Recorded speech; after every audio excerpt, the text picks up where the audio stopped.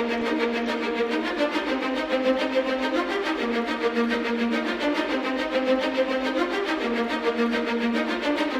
adalah WBCQ, menghadirkan Radio World's Last Chance kepada Anda dari Monticello, Maine, Amerika Serikat.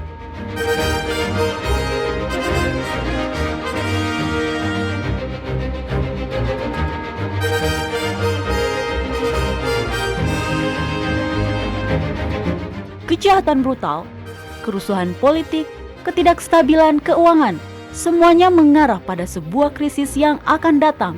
Krisis yang belum pernah terjadi sebelumnya. Tetaplah bersama Radio World's Last Chance untuk belajar cara Anda dapat bersiap secara rohani menghadapi apa yang berada di depan. Radio WLC mempersiapkan orang untuk menyambut Sang Juru Selamat yang segera kembali. Halo pendengar sekalian, selamat bergabung di siaran Radio WLC bersama saya di sini Mario Nugraha dan Doni Alexander. Ya, terima kasih telah bergabung dengan kami hari ini. Kami senang sekali menjadi bagian dari Hari Para Pendengar Sekalian. Jadi Doni, ya, saya punya satu pertanyaan untuk Anda. Oh ya, apa itu? Pernahkah pakaian yang Anda gunakan sobek? Seingat saya sih pasti pernah ya. Tapi ya nggak sering sih, Mario. Pernah sekali ketika saya berumur 12 atau 13 tahun kalau nggak salah. Iya, jadi apa yang terjadi pada saat itu, Doni? Saya tidak akan menceritakan salah satu momen paling memalukan yang pernah saya alami kepada para pendengar semua di seluruh dunia lewat radio. Ya nggak mungkin, Mario. Iya, baiklah Doni, hal seperti itulah yang akan kita bicarakan hari ini. Iya, momen pakaian sobekku yang memalukan itu bukan pengalamanmu, Doni. Bukan ya? yang itu ya. Tetapi saya ingin berbicara mengenai pakaian sobek.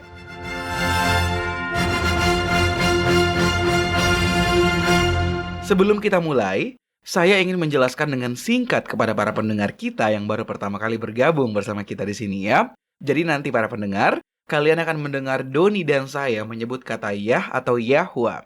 Itulah nama asli dari Bapa Sorgawi kita. Di Radio WLC ini, kami lebih memilih menggunakan nama asli Sang Bapa daripada menyebut namanya dengan gelar yang bisa saja merujuk ke Tuhan yang salah. Nama sang anak juga mirip dengan nama Bapa, yaitu Yahusua.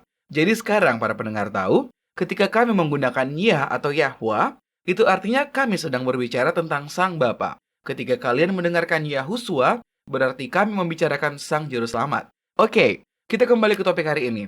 Pakaian yang sobek. Ya, Anda akan menceritakan salah satu dari sekian banyak pengalaman Anda kepada saya dan juga para pendengar Mario. Hah? Enak saja.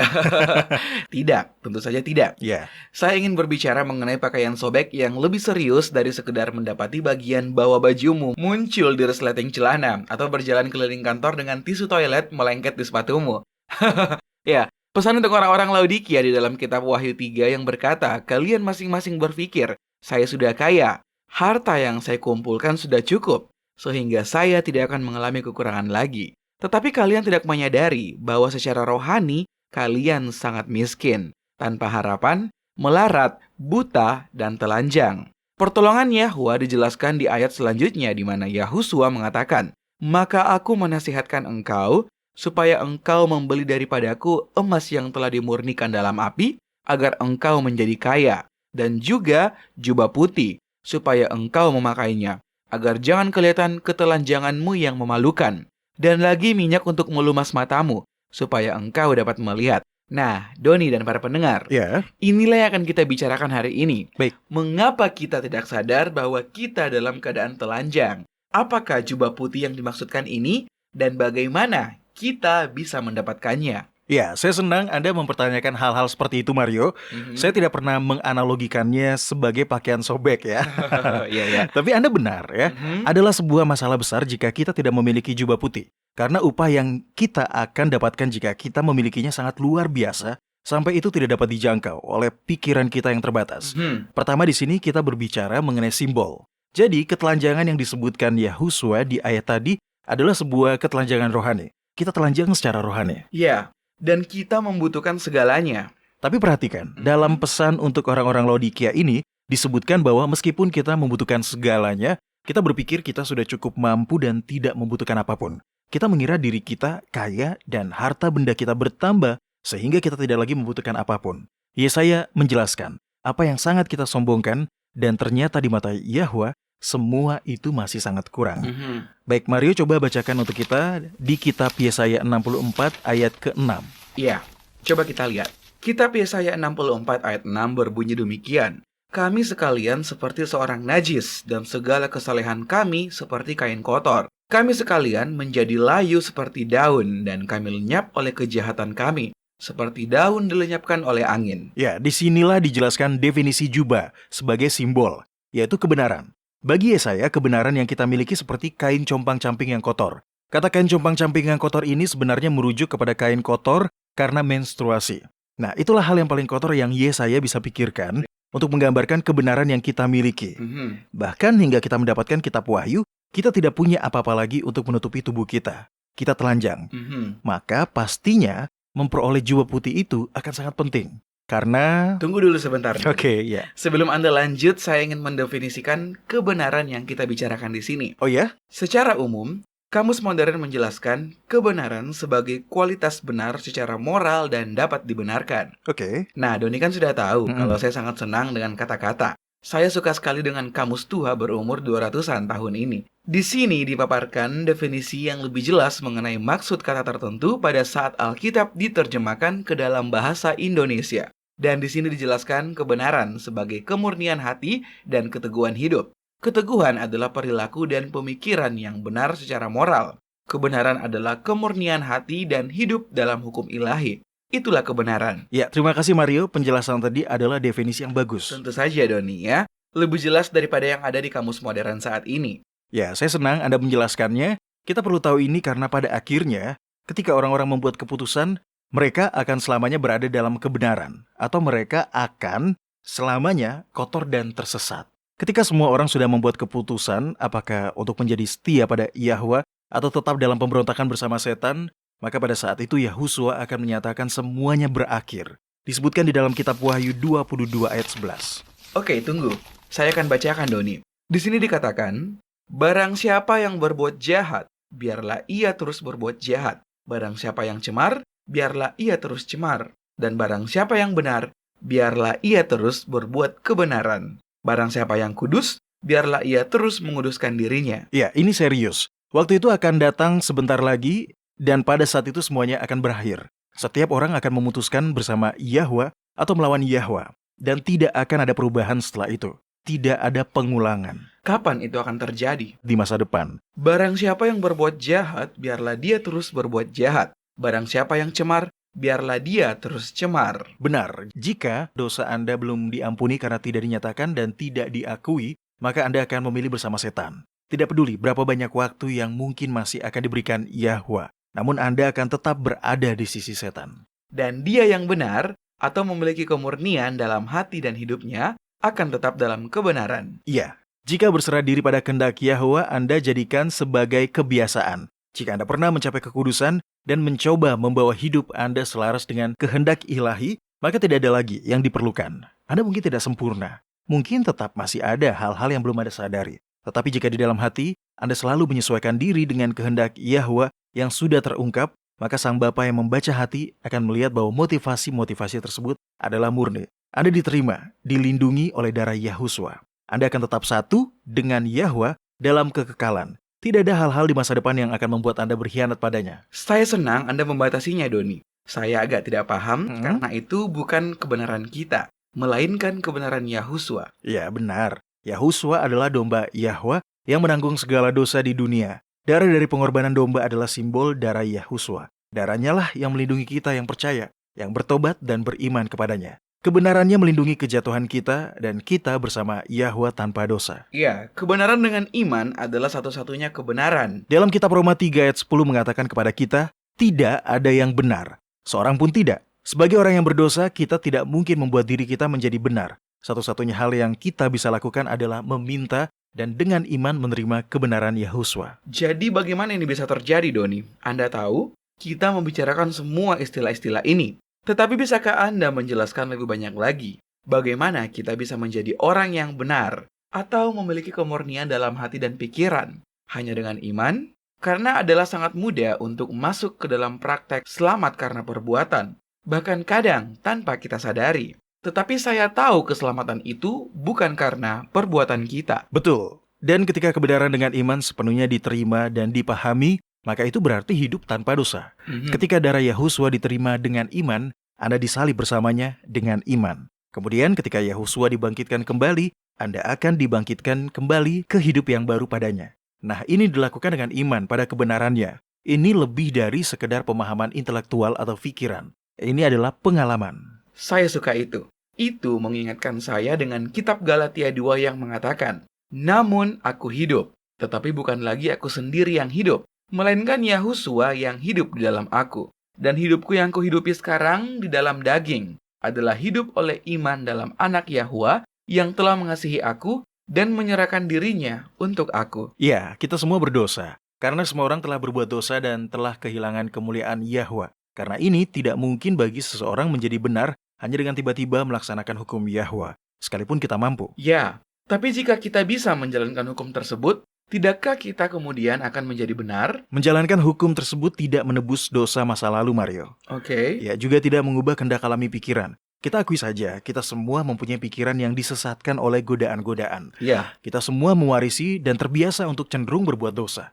Barulah setelah kita menerima kematian Yahusua dengan iman, maka akan ada kesempatan bagi kita untuk dibangkitkan kembali dalam rupa dan gambar Yahwa. Jadi bagaimana kita memasuki hidup Yahusua? Bagaimana kita atau bagaimana saya mencapai titik di mana dia menjadi milik saya? Dengan janji-janji yang besar dan berharga. Begitulah caranya, Mario. Janji-janji itu dapat diklaim setiap hari, setiap jam, setiap menit. Apapun yang Anda butuhkan, apapun godaan yang Anda hadapi, Yahwa memiliki janji untuk memenuhi kebutuhan Anda. Ketika pencobaan datang, hanya ada dua kemungkinan, tetap berbuat dosa atau meminta pertolongan. Yahwa telah berjanji untuk membantu setiap orang yang ingin menjadi pemenang. Ia akan memberikan Anda kekuatan untuk menghadapi setiap cobaan. Hal ini mengingatkan saya pada sebuah ayat di kitab Yakobus yang mengatakan, "Karena itu, tunduklah kepada Yahwa dan lawanlah iblis, maka ia akan lari darimu. Mendekatlah kepada Yahwa dan ia akan mendekat kepadamu." Oke para pendengar, jangan kemana-mana.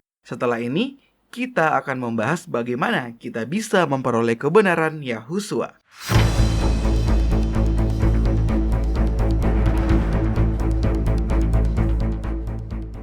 Anda mendengarkan radio World's Last Chance di WBCQ yang mengudara pada gelombang 31 meter di frekuensi 9330 kHz. Radio World's Last Chance mempersiapkan orang untuk menyambut Sang Juru Selamat yang segera kembali.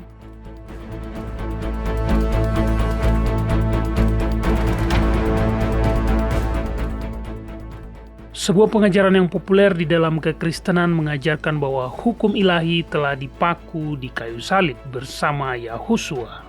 Hal ini diartikan bahwa hukum ilahi tidak perlu lagi ditaati. Dan memang benar, sesuatu telah dipaku di kayu salib, tetapi itu bukan 10 perintah. WLC mengundang Anda untuk mempelajari kitab Kolose pasal 2 dengan cermat. Pelajarilah kebenaran tentang apa yang dipakukan di kayu salib, apa yang bukan, dan pengaruhnya untuk orang-orang Kristen saat ini. Kunjungi bagian artikel di worldslastchance.com. Buka artikel bahasa dan baca artikel dengan judul "Apa yang telah dipakukan di kayu salib". Sekali lagi, buka artikel bahasa dan baca artikel dengan judul "Apa yang telah dipakukan di kayu salib" di worldslastchance.com. Karena apa yang tidak Anda ketahui bisa saja menyakiti Anda. World's Last Chance telah membuat lebih dari 1.500 video dokumenter dalam lebih dari 30 bahasa. Kunjungi situs kami di worldslastchance.com atau nonton videonya pada channel WLC di YouTube. Video-video dokumenter baru tentang berbagai topik penting terus dirilis sepanjang waktu. Mulailah menontonnya dan pelajarilah kebenaran selama Anda masih memiliki kesempatan di worldslastchance.com.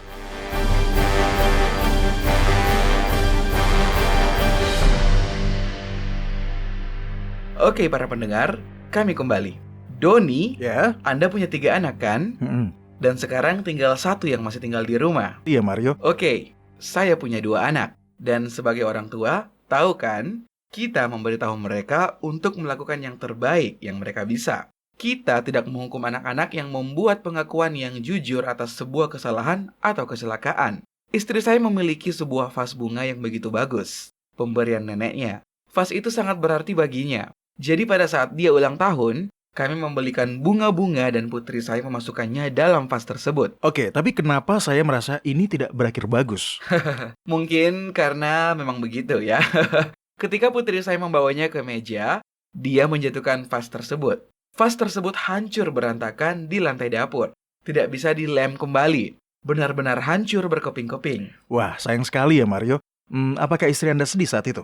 Dia belum di rumah waktu itu, Doni ya. Tapi saya yang sedih. Karena saya tahu betapa berartinya vas itu baginya. Ketika dia pulang, bunga-bunga di kendi itu nampak layu. Dan putriku harus mengakui apa yang telah ia perbuat. Sekarang, tentu saja istri saya merasa sedih akan vas tersebut. Tetapi dia tidak marah. Dia tidak memarahi dan memberikan hukuman. Kenapa? Karena dia menjelaskan bahwa putri kami jelas tidak sengaja. Itu hanyalah kecelakaan. Dan dia tidak memarahi atau menghukum kecelakaan atau kesalahan yang diakui dengan jujur. Ya, kita semua membuat kesalahan. Jadi, dia mengerti ketika anak-anak Anda membuat kesalahan. Tepat sekali, Doni. Dia mempunyai pemikiran bahwa selama seseorang melakukan yang terbaik yang dia bisa, maka hanya itulah yang bisa diharapkan. Ya, sungguh indah. Semua sikap pemahaman orang tua yang bagus untuk dijadikan teladan. Ya, dia hebat. Poinnya adalah, sebagai anak dari sang bapa, kita sudah seharusnya melakukan yang terbaik yang bisa kita lakukan. Dan karena dia tahu kita melakukan yang terbaik, maka sangat mudah berasumsi bahwa yang terbaik yang bisa kita lakukan sudah cukup. Tetapi tidak seperti itu, Doni. Benar, itu tidak cukup. Dan disinilah kebenaran Yahusua masuk. Saya ingin melihat bagian dalam kitab suci yang menjelaskan ini dengan baik. Coba buka kitab Zakaria pasal 3 dan tolong dibacakan untuk kita. Ayat berapa? Ayat 1. Baca saja terus, nanti saya akan stop. Baik. Kemudian ia memperlihatkan kepadaku imam besar Yosua berdiri di hadapan malaikat Yahwa, sedang iblis berdiri di sebelah kanannya untuk mendakwa dia. Lalu berkatalah malaikat Yahwa kepada iblis itu, Yahwa kiranya menghardik engkau. Hai iblis, Yahwa yang memilih Yerusalem, kiranya menghardik engkau. Bukankah dia itu puntung yang telah ditarik dari api? Oke, tahan dulu Mario. Sebagai imam besar, Yosua menanggung dosa orang-orang ketika dia membawa darah persembahan korban ke tempat Maha Kudus pada hari penebusan. Nah, dia adalah simbol dari kita semua. Kita berdiri di hadapan tiang penghakiman. Iya, sama seperti yang dilakukan Yosua dalam penglihatan Zakaria. Dan setan berdiri di sana juga menuduh kita. Oke, silakan dilanjutkan. Adapun Yosua mengenakan pakaian yang kotor waktu dia berdiri di hadapan malaikat itu. Apa yang dikatakan dalam kitab Yesaya tentang kebenaran kita? Kotor, penuh darah. Jadi apa yang hal ini jelaskan kepada kita mengenai kebenaran Yosua? Apa yang bisa kita pahami dari sini mengenai kebenaran kita? Atau seperti yang Anda definisikan, keselarasan apa yang ada di antara kemurnian pikiran dan perilaku moral kita dengan hukum ilahi di sini, Mario? Kebenaran kita tidak bagus. Kotor. Ya, tepat sekali. Kebenaran kita begitu kotor. Nah, lebih tepatnya bisa dikatakan bahwa kita tidak punya kebenaran. Jadi kita harus mempunyai kebenaran yang diberikan Yahusua kepada kita dan dipakaikan pada kita. Itulah satu-satunya harapan yang kita miliki. Sekarang baca ayat selanjutnya, sangat indah. Tidak ada yang bisa kita lakukan. Sama seperti Yosua yang tidak bisa melakukan apa-apa untuk mendapatkan pakaian atau jubah yang bersih. Satu-satunya hal yang bisa dia lakukan, yang juga bisa kita lakukan adalah menerima dengan penuh syukur berkat yang diberikan. Dan dia memberikan perintah kepada orang-orang yang melayaninya. Tanggalkanlah pakaian yang kotor itu daripadanya. Oke, Anda lihat Mario, Yosua bahkan tidak bisa melepaskan jubah kotornya. Ya. Dia tidak berdaya untuk mengubah keadaannya. Perintah diberikan untuk melepaskan jubah kotornya. Sekarang dia berdiri di sana, telanjang. Coba pikirkan sejenak. Dia berdiri di samping Yahwa, di samping setan, di samping begitu banyak orang yang memperhatikannya, dan dia telanjang. Ya, dan saya rasa itu lebih buruk dari mimpi telanjang di depan umum. Ya, benar. Sangat tidak nyaman pastinya. Dia terekspos, dia rentan, tetapi ini adalah langkah yang dibutuhkan. Sebelum jubah baru dapat dikenakan padanya, yang lama harus dibuang terlebih dahulu. Apakah Anda bersedia berdiri di samping Yahwa dalam kondisi yang benar-benar terekspos? Apakah Anda bersedia membiarkan dia menyelidiki hatimu, mencari tahu setiap dosa tersembunyi, bahkan yang tidak Anda sadari? Apakah Anda bersedia mengungkap hati batin Anda sendiri? Yang kita sadari sangatlah jahat. Ya, apakah Anda bersedia untuk membiarkan hati Anda yang sebenar-benarnya diekspos? Kita sebaiknya menyerahkan proses ini sekarang, dalam kerahasiaan hati kita sendiri, atau itu akan terjadi nanti saat itu sudah terlambat untuk kita bisa diselamatkan. Karena bagaimanapun juga hal tersebut akan terjadi. Apakah sekarang dengan kerelaan kita atau nanti ketika semuanya sudah terlambat? Coba kita lihat selanjutnya. Selesaikan ayat tadi dan kemudian lanjut ke ayat selanjutnya. Oke, tanggalkanlah pakaian yang kotor itu daripadanya. Dan kepada Yosua ia berkata, lihat, dengan ini aku telah menjauhkan kesalahanmu daripadamu. Aku akan mengenakan kepadamu pakaian pesta. Kemudian ia berkata, taruhlah serban tahir pada kepalanya. Maka mereka menaruh serban tahir pada kepalanya dan mengenakan pakaian kepadanya. Sedang malaikat Yahwa berdiri di situ. Lalu malaikat Yahwa itu memberi jaminan kepada Yosua. Katanya, beginilah firman Yahwa semesta alam. Apabila engkau hidup menurut jalan yang kutunjukkan dan melakukan tugas yang kuberikan kepadamu, maka engkau akan memerintah rumahku dan mengurus pelataranku. Dan aku akan mengizinkan engkau masuk ke antara mereka yang berdiri melayani di sini. Siapa yang melepas jubah kotor Yosua? Apakah dia melepaskannya sendiri? Tidak, dia tidak mungkin melepasnya sendiri. Dia tak berdaya. Dan begitupun kita tidak berdaya untuk memperbaiki diri kita. Ketika kita mencoba memperbaiki diri kita, itu hanya akan menjadikan kita berdosa. Karena kita mencoba menyelamatkan diri kita sendiri dengan usaha kita sendiri. Itu sama saja dengan menyangkal kitab suci yang telah mengatakan, tidak ada yang benar, seorang pun tidak. Dan karena semua orang telah berbuat dosa dan telah kehilangan kemuliaan Yahwa. Barulah setelah kita mengakui dosa, berdiri telanjang di samping Yahwa, dan mengakui ketidakberdayaan kita, maka pada saat itu barulah kita dapat menghilangkan jubah kotor kita dan menggantinya dengan pakaian kebenaran Yahuswa. Anda mengatakan mengakui ketidakberdayaan kita. Saya kira itu poin yang sangat penting, Doni. Dalam penglihatan Zakaria, setan berdiri di sana sebagai pendakwa. Ya, sebagai pendakwa, Doni. Jadi setan di sana menuduhkan semua dosa-dosa yang dilakukan Yosua, tetapi Yosua tidak mengatakan apa-apa. Tidak ada yang bisa dia katakan. Ia bersalah dan setiap orang mengetahuinya. Dan kita perlu mengakui kesalahan kita juga. Jika kita selalu membuat alasan, berarti kita tidak mengakui bahwa kita membutuhkan juru selamat, kan? Ya, jadi kemudian, bagaimana kita mendapatkan kebenaran Yahuswa? Sebenarnya Anda sudah menandai jawabannya tadi, di segmen terakhir. Betulkah? Di bagian mana, Doni? Dalam kitab Wahyu pasal 3, tidak seperti Yosua, orang-orang Laodikia membanggakan bahwa mereka kaya, hartanya bertambah banyak dan mereka tidak membutuhkan apa-apa lagi. Tetapi pertolongan Yahwa tetap sama. Kenapa Anda tidak bacakan saja lagi, Mario? Yang di kitab Wahyu 3 ayat 18-20.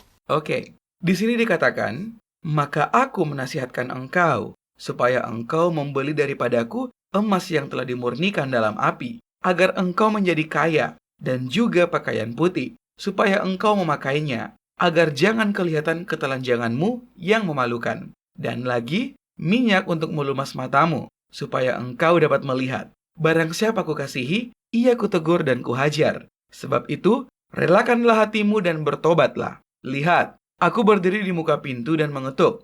Jikalau ada orang yang mendengar suaraku dan membukakan pintu, aku akan masuk mendapatkannya dan akan makan bersama-sama dengan dia. Dan ia bersama-sama dengan aku. Nah, lihat kan? Dia memenuhi semua yang kita butuhkan. Semuanya. Ya. Anda merana dan sengsara? Belilah daripadaku emas yang telah dimurnikan dalam api. Anda buta, mintalah padaku minyak untuk melumas matamu. Anda telanjang, ambillah dariku pakaian putih kebenaranku supaya Anda bisa berpakaian. Semua itu adalah Yahuswa. Hidupnya adalah milikku dan aku berdiri tanpa cacat di hadapan tahta Yahwa. Jadi Anda mengatakan bahwa Anda tidak berdosa?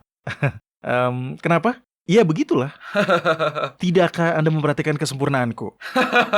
Sejujurnya, Doni, ya, tidak pernah. Ya, itu karena Anda melihat saya. Anda harus melihat Yahuswa. Anda paham? Hidupnya adalah milikku. Kebenarannya menutupi ketelanjanganku. Kepercayaannya yang sempurna, ketaatannya yang sempurna, meliputi iman saya yang jatuh dan lemah, dan juga ketidaktaatan saya. Jadi ketika Yahwa melihat saya, dia sendiri seolah-olah sedang melihat kehidupan anaknya sendiri. Karena kebenaran murni Yahuswa melingkupi atau membungkus saya. Paulus menjelaskan ini di dalam kitab Efesus pasal 1.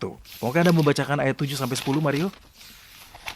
Oke, Efesus 1 ayat 7-10 mengatakan, sebab di dalam dia dan oleh darahnya, kita beroleh penebusan, yaitu pengampunan dosa, menurut kekayaan kasih karunia-Nya, yang dilimpahkannya kepada kita dalam segala hikmat dan pengertian. Sebab ia telah menyatakan rahasia kehendak-Nya kepada kita, sesuai dengan rencana kerelaan-Nya, yaitu rencana kerelaan yang dari semula telah ditetapkannya di dalam Kristus sebagai persiapan kegenapan waktu untuk mempersatukan di dalam Kristus sebagai kepala segala sesuatu, baik yang di surga maupun yang di bumi. Yahwa itu murni, kasihnya tak bercela. Dia juga adil. Sekarang sebagai Bapa yang adil dan penuh belas kasih, Dia tidak mengharapkan hal yang mustahil dari anak-anaknya. Dia tahu Anda tidak memiliki kekuatan dalam diri Anda untuk mengatasi kebiasaan dan kecenderungan yang diwariskan untuk berbuat dosa. Dan disinilah banyak orang menjadi bingung.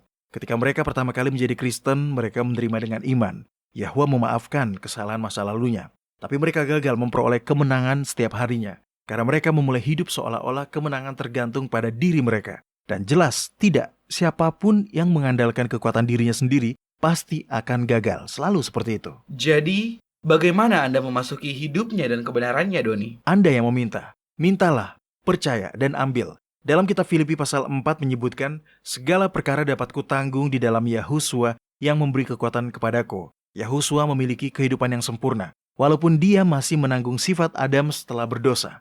Nah, inilah yang dimaksud ketika Alkitab mengatakan ia menghukum dosa dalam daging. Dan karena dia melakukan itu, dia memastikan kemenangan bagi kita semua.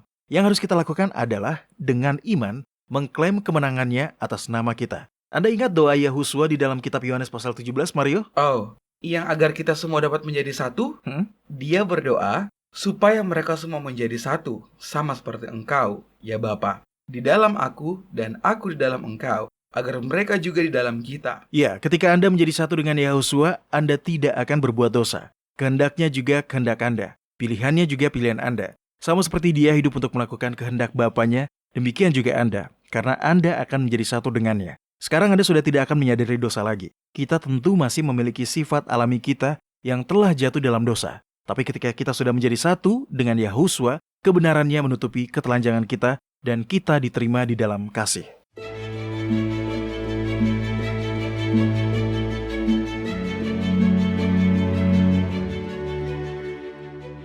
Anda mendengarkan radio World's Last Chance di WBCQ yang mengudara pada gelombang 31 meter di frekuensi 9330 kHz.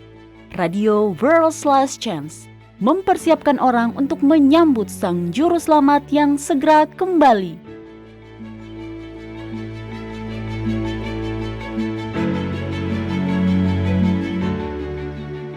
Salah satu doktrin utama kekristenan adalah keyakinan pada ketuhanan Tritunggal. Bahkan sekelompok kecil denominasi yang menolak konsep Tritunggal sering dipandang sebagai bidat. Namun, pembelajaran yang seksama pada Alkitab bersama dengan sejarah yang didokumentasikan mengungkapkan kebenaran yang mengejutkan. Doktrin Tritunggal atau biasa disebut Trinitas sebenarnya berasal dari agama berhala kuno dan bukan dari Alkitab. Faktanya, Alkitab secara tegas memberi peringatan melawan doktrin ini. Tapi jangan langsung mempercayai apa yang kami katakan ini. Pelajarilah sendiri.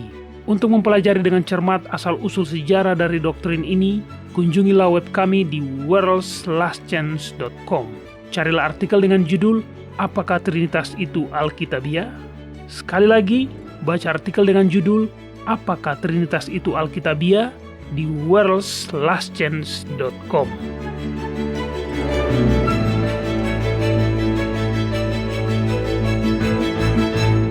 World's Last Chance berdedikasi untuk mempersiapkan orang menyambut Sang Juru Selamat yang segera kembali. Acara siaran radio harian kami tersedia dalam 7 bahasa berbeda dari seluruh dunia dan masih banyak bahasa-bahasa lain lagi yang akan mengudara. Video-video dan artikel-artikel kami telah diterjemahkan ke dalam lebih dari 30 bahasa berbeda. Dan kami tidak hanya fokus pada salah satu poin pengajaran. Kami bersedia untuk bekerja sama dengan surga untuk membawa semua kebenaran ke dunia. Artikel-artikel dan video-video kami mencakup berbagai topik-topik penting pada pertumbuhan dan pembangunan dari perjalanan kekristenan. Kami menghadirkan materi yang mencakup kesalehan praktis di dalam kehidupan sehari-hari, doktrin Alkitabiah yang benar-benar hanya didasarkan pada firman Yahwa, kalender Sang Pencipta, dan nubuatan akhir zaman yang penting untuk Anda ketahui. Kami bahkan membahas berbagai macam angin pengajaran yang palsu yang telah digunakan oleh setan untuk menipu banyak orang. Dan mengungkapkan mengapa itu salah dan apa yang benar berdasarkan Alkitab. Kunjungilah kami hari ini di worldslastchance.com. Pelajarilah kebenaran di hari-hari terakhir ini.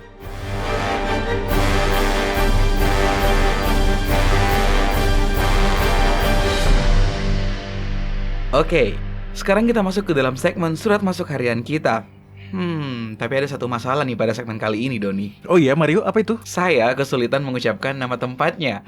Saya suka membaca pesan-pesan yang ada, tapi lidah saya susah sekali mengucapkan beberapa nama. Nah, ini datang dari mana pertanyaan hari ini? Ayolah, pasti Anda bisa. Oke, dari Lithuania. Saya kira ini dari Kaunas. Coba lihat. Kaunas? Saya juga nggak tahu nih, Mario. Baik, Danuta. Bukan. Ya. Saya tidak tahu mengucapkan nama panggilan ini. Maaf ya. Jadi Danuta di Kaunas, Lithuania, punya surat yang menarik. Dia mengatakan, "Halo WLC, saya dibesarkan sebagai ateis, tetapi beberapa bulan lalu saya mempelajari juru selamat dan saya menyerahkan hati saya padanya. Saya telah mempelajari Alkitab sejak saat itu, dan nubuatan telah menjadi kegemaran baru saya. Bisakah Anda memberitahu saya mengenai apa tanda binatang itu? Saya sudah mencarinya, tetapi ada banyak sekali ide yang berbeda di luar sana. Saya berharap Anda bisa membagikan apa yang Anda yakini dan tolong tunjukkan di dalam Alkitab mengapa Anda yakin pada hal itu." Ya, terima kasih Danuta. Ini adalah pertanyaan yang bagus dan Anda benar. Ada banyak sekali ide yang saling bertentangan di luar sana mengenai tanda binatang itu dan bagaimana menghindarinya. Iya, saya ingat ketika teknologi chip RFID pertama dipamerkan. Banyak orang mengira bahwa chip tersebut adalah tanda binatang itu. Dan beberapa orang masih mengiranya demikian ya. Pada tahun 1930-an ketika negara Amerika Serikat mengeluarkan nomor keamanan kepada penduduknya, banyak orang-orang Kristen konservatif memberikan perhatian khusus pada nomor keamanan tersebut. Karena mereka menyangka itu adalah tanda binatang itu. Beberapa orang berpikir bahwa bisa jadi seperti tato barcode yang dipasang di tangan atau jidat. Cukup mudah untuk menertawakan beberapa penafsiran awal akan hal ini. Tapi sejujurnya Donia, ketika Anda membaca betapa mengerikannya konsekuensi mendapat tanda binatang itu, Anda bisa paham mengapa orang-orang begitu peduli. Ya, tentu. Itu sangat serius, Mario. Pertama, untuk memahami apa itu tanda binatang, perlu dipahami bahwa konflik terakhir berkaitan dengan penyembahan. Kepada siapa Anda menyembah dan kapan Anda menyembah. Dari mana Anda menyimpulkan ini, Doni? Dari bagian ayat yang membahas mengenai tanda binatang itu. Kitab Wahyu pasal 13. Nah, di sini Yohanes melihat binatang muncul dari dalam laut dan binatang tersebut dalam keadaan terluka parah. Dan beberapa saat kemudian, binatang lain muncul dari dalam bumi. Binatang kedua ini memiliki 2 tanduk seperti domba. Cukup kecil, tapi dia berbicara seperti naga. Itu artinya dia memiliki kemampuan yang besar untuk membuat peraturan. Dalam menjelaskan binatang kedua, Yohanes mengatakan, dan seluruh kuasa binatang yang pertama itu dijalankannya di depan matanya, dan menyebabkan, inilah inti dari bagian ayat ini. Seluruh bumi dan semua penghuninya menyembah binatang pertama yang luka parahnya telah sembuh. Mario dan juga Anda para pendengar harap dicatat dia memaksa orang-orang untuk menyembah. Ini peringatan.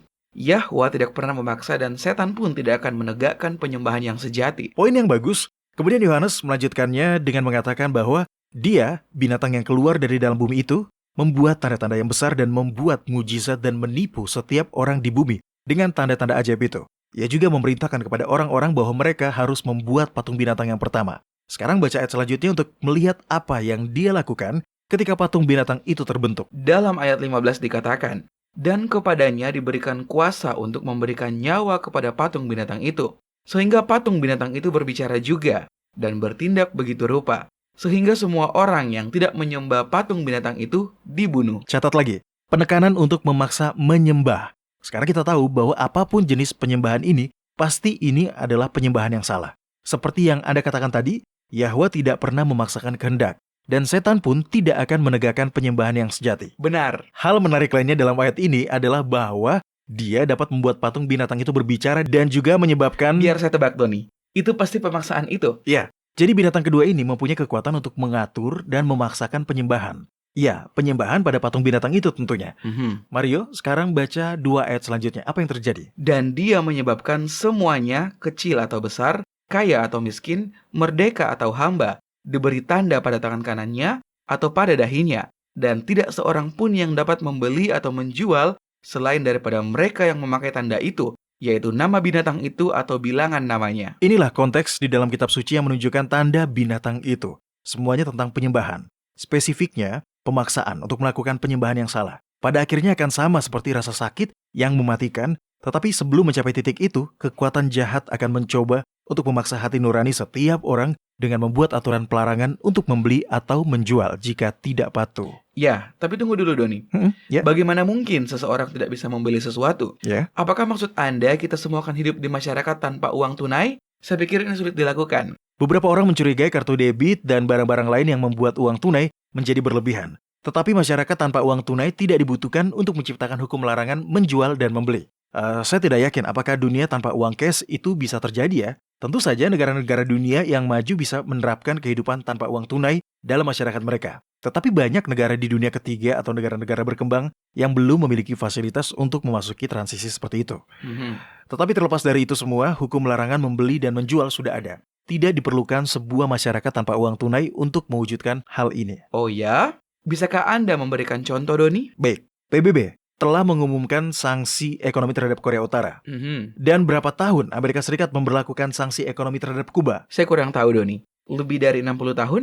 Atau 70 tahun? Itu benar-benar membuat negara bangkrut. Jadi adalah memungkinkan untuk menjatuhkan hukum larangan menjual dan membeli ini dan menjalankannya. Oke, tapi bagian yang masih belum saya mengerti adalah ini akan berakhir seperti apa? Jika bukan chip yang disematkan, jika itu bukan tato atau kartu identitas nasional, justru apa yang akan menyebabkan seseorang ditolak haknya untuk membeli atau menjual sebagai hukuman karena tidak patuh? Seperti yang dikatakan di dalam kitab suci, hukum larangan menjual dan membeli akan diberlakukan pada mereka yang menolak tanda binatang itu.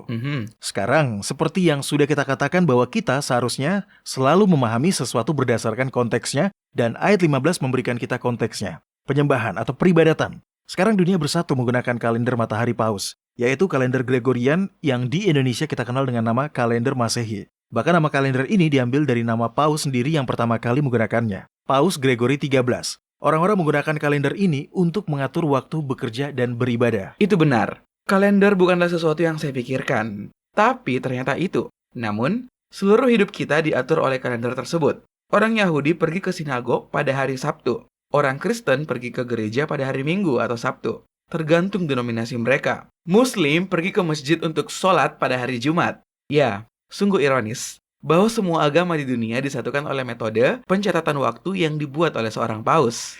Di WLC, setelah melakukan pembelajaran Alkitab yang tekun dan teliti, kami menjadi percaya bahwa tanda binatang itu adalah penegakan ibadah palsu yang ditentukan dengan menggunakan kalender palsu, kalender paus. Kami percaya bahwa akan ada pertama-tama, hukum hari Minggu yang diberlakukan secara nasional di Amerika Serikat dan bagian dunia lainnya akan mengikuti Amerika Serikat dan menegakkan hukum mereka sendiri di negara mereka sendiri. Setiap orang yang mematuhi hukum-hukum buatan manusia yang dihasut oleh setan ini akan menerima tanda binatang itu. Jadi dengan kata lain, terlepas dari agama seseorang, setiap orang akan dipaksa beribadah pada hari Minggu, termasuk umat Hindu, Yahudi, Muslim, dan lainnya? Ya, dulu saya kira begitu, tapi sekarang saya tidak begitu yakin. Lihat. Kita mempelajari kalender Alkitab yang dibuat oleh Yahwa pada masa penciptaan. Dan kemudian kita tahu dengan jelas bahwa pada kalender Alkitab, hari Minggu bukanlah hari kebangkitan Yahuswa. Wow, ini merupakan penekanan yang penting. Karena itulah alasan mengapa selama ini peribadatan di hari Minggu itu dilakukan, Doni. Iya, benar. Dan bukan hanya hari Minggu yang bukan hari kebangkitan Yahuswa, tetapi hari Sabtu juga bukan hari Sabat di dalam Alkitab. Kalender Alkitab yang digunakan dari masa penciptaan dan yang diturunkan sampai pada zaman Yahuswa adalah sebuah metode perhitungan waktu yang sepenuhnya berbeda. Dan siklus mingguannya juga berbeda. Saya akan membicarakan itu nanti, Doni. Mungkin satu program khusus mengenai apa dan bagaimana bentuk kalender Alkitab itu. Ya, boleh sekali Mario. Poin saya adalah, tidak ada hari suci Yahwa yang dapat ditemukan dengan menggunakan kalender Masehi dan kemudian hari Sabtu sama salahnya dengan hari Minggu. Jadi kita harus menunggu dan melihat. Mungkin hari Minggu saja yang akan ditegakkan sebagai hari untuk beribadah atau hari Sabtu juga. Itu belum pasti. Di sisi lain, kemungkinannya sama. Kebenaran mengenai kalender Alkitab yang terus tumbuh dan menyebar di seluruh penjuru dunia akan melahirkan aturan yang menjadikan ibadah dengan menggunakan kalender Masehi sajalah yang akan diizinkan dan dibenarkan. Sedangkan ibadah yang ditetapkan dengan menggunakan kalender Alkitab atau kalender lain tidak akan dianggap. Saya bisa melihatnya dari dua arah, Doni. Di satu sisi, kita punya fakta bahwa umat Katolik mengklaim tanda otoritas mereka di mana hampir semua Kristen dipersatukan dalam ibadah pada hari Minggu. Ya, hari Minggu itu adalah buatan Katolik. Ya, benar. Dalam sebuah media publikasi Katolik yang disebut The Ecclesiastical Review atau kajian gerejawi yang diterbitkan pada Februari 1914, di dalamnya dikatakan orang Protestan menganggap sebagai tugas mereka untuk menyucikan hari Minggu suci. Mengapa? karena gereja Katolik memberitahu mereka untuk melakukannya. Mereka tidak punya alasan lain. Dengan demikian, pengudusan hari Minggu sebagai hukum gerejawi menjadi sepenuhnya berbeda dari hukum ilahi tentang pengudusan hari Sabat. Pembuat hukum hari Minggu adalah gereja Katolik. Ya, itu adalah tanda otoritas mereka, Doni. Tapi ketika Anda menyadari bahwa kalender yang digunakan untuk menentukan hari Sabtu juga merupakan institusi gereja Katolik, maka Anda benar-benar dapat melihat bagaimana hal itu bisa berjalan baik. Penegakan ibadah pada hari Minggu, atau hanya penegakan ibadah pada kalender mereka. Benar. Saya akan membacakan satu kutipan lagi yang sesuai dengan apa yang kita bicarakan sekarang. Dalam Katekisme Made Easy yang ditulis oleh Henry Gibson, di dalamnya dia menanyakan siapa yang kita hormati dan hargai dengan menguduskan hari Minggu. Dan kemudian dia menjawab pertanyaannya sendiri. Dengarkan, dia berkata, dari sini kita mungkin paham betapa besarnya otoritas gereja dalam menafsirkan atau menjelaskan kepada kita perintah-perintah Tuhan. Sebuah otoritas yang dijadikan dasar seluruh umat Kristen di dunia, bahkan dari sekte-sekte yang mengaku menjadikan kitab suci sebagai satu-satunya aturan iman mereka. Karena mereka bukan menyucikan hari istirahat, hari ke-7 sebagaimana yang diminta oleh Alkitab, tetapi hari pertama ini yang kita tahu harus tetap dikuduskan, hanya dari tradisi dan pengajaran gereja Katolik. Ya, dan karena kalender Masehi tersebut merupakan buatan gereja Katolik, maka hari apapun yang ditetapkan dengan menggunakan kalender tersebut akan menjadi bentuk penghormatan kepada Paus. Saya pikir banyak orang tidak mengetahui fakta bahwa ketika kalender Masehi pertama kali dilegalkan, kebanyakan negara benar-benar menolaknya karena jelas itu adalah sebuah kalender Katolik. Jadi sekarang saya punya kekhawatiran, Doni. Apakah ini berarti bahwa semua orang yang beribadah dengan menggunakan kalender Masehi atau pada hari Minggu telah menerima tanda dari binatang itu? Tidak, belum ada yang menerima tanda binatang itu saat ini. Tanda itu akan diterima hanya setelah perihal ini ditetapkan dengan jelas di hadapan orang-orang. Dan mereka diminta untuk memilih antara mematuhi hukum hari Minggu universal atau hukum Yahwa. Pada saat itu, semua yang memilih untuk mematuhi perintah-perintah manusia akan menerima tanda binatang itu. Sebelum hal ini terjadi, tidak akan ada yang dinyatakan menerima tanda binatang karena itu tidak akan adil. Dan Yahwa selalu adil. Itu benar. Dan Dia adalah kasih. Kebenaran akan selalu sesuai dengan parameter itu, Doni. Ya, saya berharap kita memiliki waktu untuk pertanyaan lain hari ini, tapi sepertinya waktu kita sudah habis. Jika ada sesuatu yang para pendengar sekalian ingin ketahui, kirimi kami pertanyaan. Buka situs web kami di worldslastchance.com, pilih bahasa Indonesia dan pilih hubungi kami. Kami juga ingin mendengar dari Anda.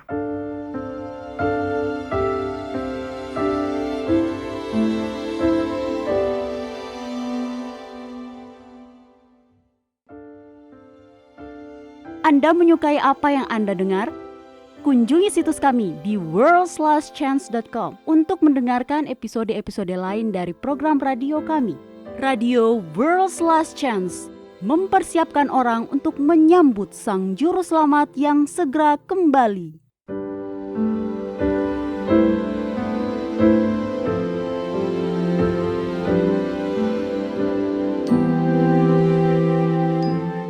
Halo, ini adalah Elohim Ikarov dengan janji harian Anda dari firman Yahwa. Menurut Persatuan Ahli Ornitologi Internasional, ada sekitar 10.500 spesies burung yang dikenal di dunia saat ini. Dari jumlah itu ada satu spesies yang memiliki jumlah paling banyak. Mau tebak burung apa itu? Itu adalah ayam. Ada total 25 miliar ayam di dunia. Dan jumlah itu melebihi jumlah spesies burung manapun, dan jauh lebih banyak daripada jumlah manusia di bumi. Waktu saya masih kecil, saya berpikir bahwa bulu-bulu ayam jantan itu sangat indah. Itu adalah warna bulu tercantik yang pernah saya temukan. Namun, 5 tahun yang lalu kami pindah ke desa dan para tetangga di samping kiri dan kanan rumah kami memiliki ayam jantan, beberapa ayam jago. Mereka memiliki sangat banyak ayam jantan. Sangat heran mengapa mereka memelihara lebih dari satu ayam jantan. Jujur, saya harus akui bahwa saya sangat marah pada suara ayam jantan yang tidak berhenti berkokok. Ketika pada suatu hari saya membaca kembali kisah pengkhianatan Petrus pada Sang Juru Selamat. Ketika Petrus mendengar ayam berkokok pada waktu fajar, dia tidak memikirkan bunyi yang menjengkelkan. Dia tidak memikirkan supni ayam istrinya, atau bahkan dia tidak memikirkan jumlah ayam yang melebihi jumlah manusia. Sebaliknya, dia diperhadapkan langsung muka dengan pengkhianatan terbesarnya. Yahusua telah memperingatkan dia, sebelum ayam berkokok, engkau sudah menyangkal aku 3 kali. Dan itulah yang akhirnya terjadi. Petrus takut ditangkap jika ada orang yang tahu bahwa dia juga adalah pengikut Yahusua. Dia pun kemudian menyangkal telah mengenal Sang Juru Selamat. Itu penyangkalan yang pertama. Ketika dia semakin ditekan, dia menyangkal kembali pernah mengenal Sang Juru Selamat. Dan sekali lagi, yang terakhir kalinya, dia mengeluarkan kata-kata kutukan agar terdengar meyakinkan bahwa dia benar-benar tidak mengenal Sang Juru Selamat. Yahusua berbalik dan menatapnya, bukan dengan kemarahan atau hinaan, bahkan bukan pula sambil bersedih. Yahusua menatapnya dengan kasih yang murni, dengan pengertian yang lengkap dan total. Dan itu meremukkan hati Petrus. Ayam jantan pada saat itu adalah pengingat kegagalan terbesar dalam hidupnya. Tetapi yang penting adalah Petrus tidak tetap tinggal dalam kegagalan. Dia bertobat. Tidak seperti Yudas, Petrus tidak pergi dan gantung diri. Tapi dia pergi dan menangis. Pengampunan Yahusua diberikan seketika itu juga. Dengan bertobat, Petrus menerima karunia pengampunan. Anda bisa diampuni juga. Kitab Mazmur pasal 34 mengatakan, Yahwa itu dekat kepada orang-orang yang patah hati, dan dia menyelamatkan orang-orang yang remuk jiwanya. Sekarang Anda tahu, saya tidak terlalu memikirkan ayam jantan lagi. Sekarang itu adalah pengingat tentang kasih, pengertian, dan pengampunan seketika dari Sang Juru Selamat. Kepada kita telah diberikan janji-janji yang besar dan berharga. Majulah dan mulailah mengaminkannya.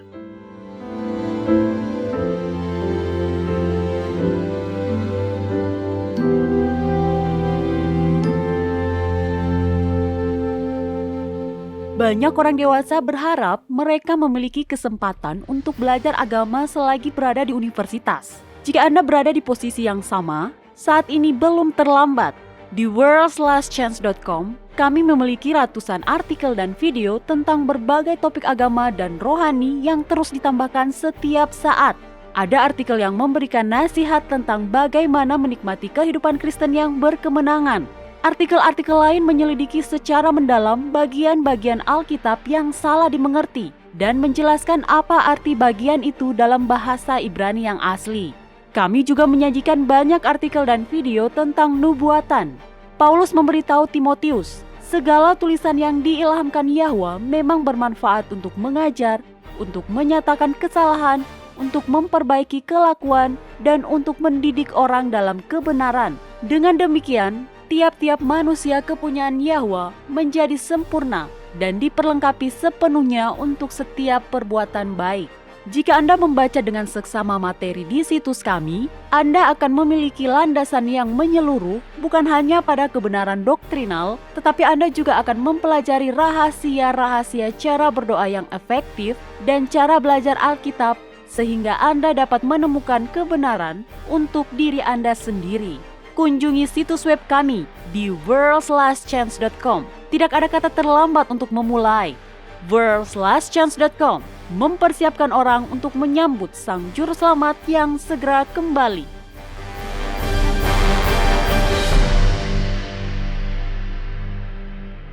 Oke, kita sering menggampangkan keselamatan kita dengan mengalihkan perhatian kita dari Sang Juru Selamat ke diri kita sendiri.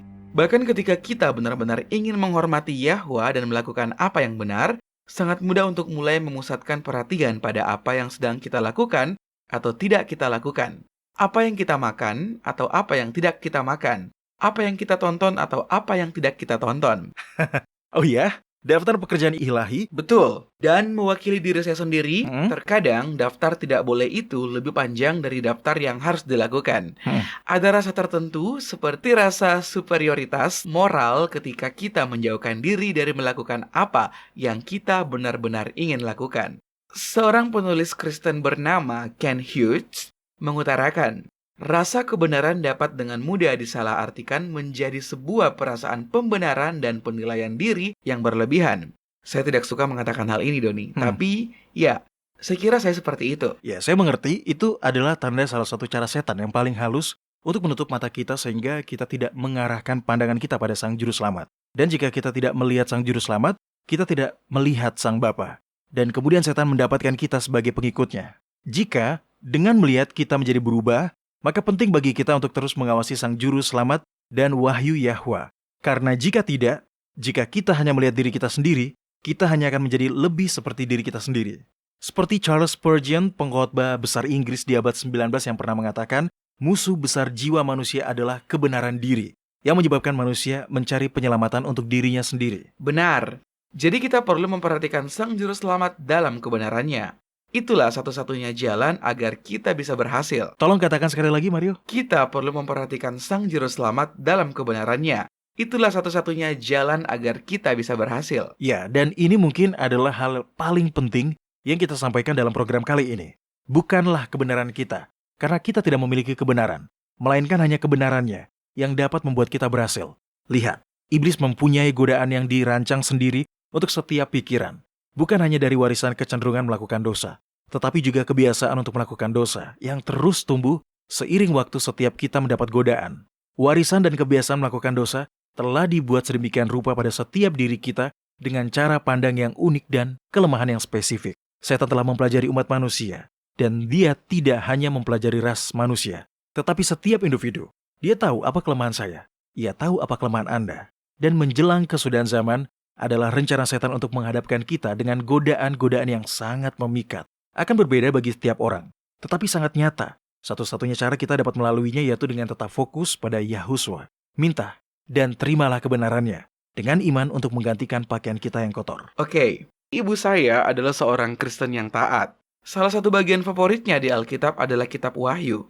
Ketika saya tumbuh, sewaktu masih sangat kecil, saya memintanya untuk menceritakan mengenai masa-masa sulit dan kapan Yahuswa akan kembali. Anda tidak takut, Mario? Oh tidak. Hal yang selalu ibu saya tekankan adalah janji perlindungan dan mujizat dan pembebasan yang akan kita lihat dan alami. Jadi saya tidak takut. Justru bagi saya, itu tidak menakutkan, tapi menarik. Sungguh, itu adalah hadiah yang luar biasa yang ibu Anda sudah berikan kepada Anda loh. Ya, intinya adalah semakin saya tumbuh dan belajar, besarnya peristiwa-peristiwa akhir zaman telah tumbuh secara astronomi juga. Bukanlah apa yang Anda ketahui yang akan meloloskan kita nanti, tetapi siapa yang Anda tahu. Dan itu memerlukan hubungan pribadi yang intim dengan Sang Juru Selamat. Jubah kebenarannya yang menutupi pakaian kotor kita adalah satu-satunya hal yang akan menyelamatkan kita. Ya, itu benar sekali, Mario. Sejarah manusia tidak akan berakhir dalam situasi damai. Sejarah manusia berakhir pada kondisi di mana teror dan bencana yang tidak pernah terprediksi sebelumnya terjadi dalam jumlah yang besar. Di tengah kekacauan karena akhir dunia, kita tidak mempunyai waktu yang cukup untuk memutuskan apa yang ada dalam hati kita pada saat itu yang akan menentukan takdir kita. Dan hanya kebenaran Yahuswa yang hidup dalam diri kita dan melalui kita yang dapat membuat kita sanggup berdiri menghadapi penghakiman. Saya ingin mengingatkan para pendengar kita, Doni, Baik. untuk bergantung pada janji-janji Yahwa. Biarlah firman di kitab suci mengalir dalam pikiran kita seperti gelombang penyucian. Anda bisa menerima kebenaran yang Anda perlukan untuk diselamatkan. Sebenarnya, itu adalah keinginan Sang Juru Selamat dan Sang Bapa untuk memberi kepada kita masing-masing kebenaran dari Sang Anak. Mereka ingin kita mengenakan kebenaran Yahuswa sendiri yang Dia peroleh melalui hidup tanpa dosa di bumi, yang terus-menerus berserah diri pada kehendak Bapanya dengan iman. Kemenangannya adalah milik kita.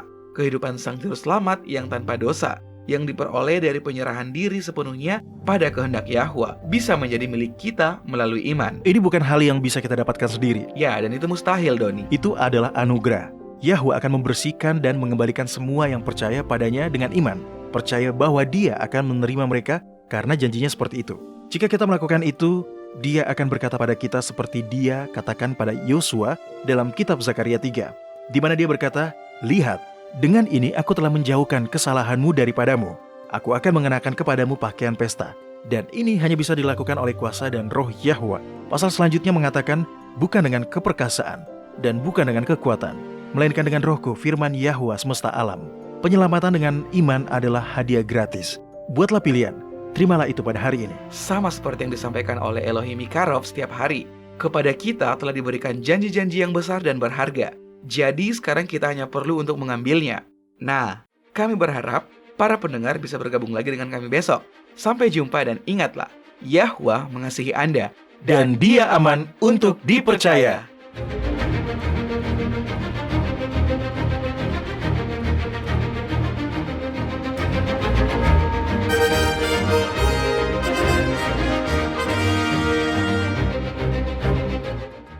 Anda baru saja mendengarkan Radio WLC. Program ini serta episode Radio WLC yang lain tersedia untuk Anda unduh di situs kami. Sangat baik untuk dibagikan pada para sahabat Anda yang mempelajari Alkitab. Ini juga sumber yang bagus bagi orang-orang yang beribadah kepada Yahwa sendirian atau di rumah. Jika Anda ingin mendengarkan program Radio WLC, kunjungi situs kami di worldslastchance.com. Klik ikon Radio WLC di bagian kanan atas beranda. Di sini Anda dapat mengunduh episode dalam bahasa pilihan Anda. Tersedia juga artikel dan video dalam berbagai bahasa. Bergabunglah bersama kami besok untuk menerima berbagai pesan kebenaran lain di WBCQ yang mengudara pada gelombang 31 meter di frekuensi 9330 kHz. Radio World's Last Chance mempersiapkan orang untuk menyambut Sang Juru Selamat yang segera kembali.